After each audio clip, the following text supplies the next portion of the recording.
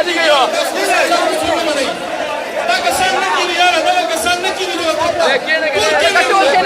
کینې الله خوشحاله کا الله دې ډېر غیرتمن پښتانه یې کینې پروګرام شروع کوم الله دې تعالی پر ټول کینې الله خوشحاله کا کینې وره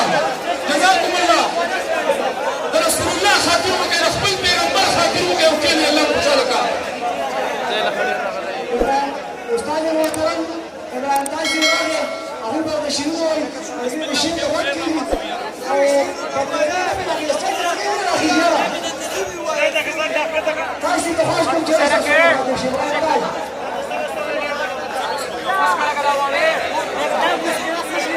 بسم الله الرحمن الرحيم